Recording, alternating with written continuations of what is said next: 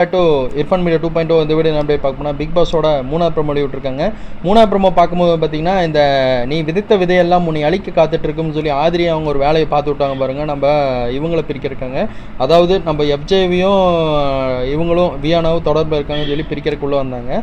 அது எல்லாமே இப்போ வந்து பார்த்தீங்கன்னா ஒரு விஷயமா இவங்களுக்கு திருப்பி விட்டுருக்காங்கன்னு சொன்னாங்க.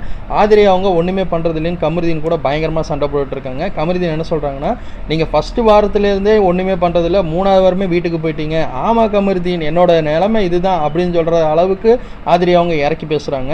நான் ஃபர்ஸ்ட் வாரம் என்ன பண்ணேன்னா அதைத்தானே இப்போ நான் பண்ணிட்டு இருக்கேன் அப்படிங்கிறாங்க.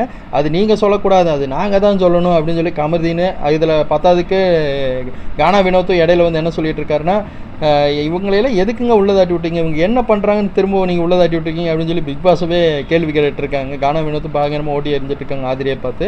இப்படி தாங்க மூணாவது ப்ரோமோ வெளியே வந்திருக்கு. ஆனால் ஆதிரியை வச்சு டேர்ன் ஓவர் பண்ணி கடைசியாக ஓரம் தள்ளிட்டாங்கன்னு சொல்கிறாங்க. இப்போ கமருதீன் பிரச்சனையும் வந்து ஓரளவுக்கு தீர்வாயிடுச்சு. கானா வினோத்தும் வந்து இந்த இடத்துல வந்து பிரச்சனை இப்போ தான் ஆரம்பிச்சிருக்காரு. இது எந்த மாதிரி வெடிக்க போகுதுன்னு வெயிட் பண்ணி பார்க்கலாம்.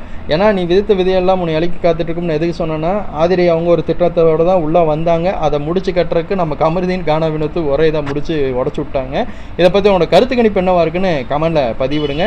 பிக் பாஸ் அப்படின்னா தெரிஞ்சுங்க இர்ஃபான் மீடியா 2.0 ஃபாலோ பண்ணுங்கள். தேங்க்யூ ஃபார் வாட்சிங் கைஸ். பை விவாஸ்.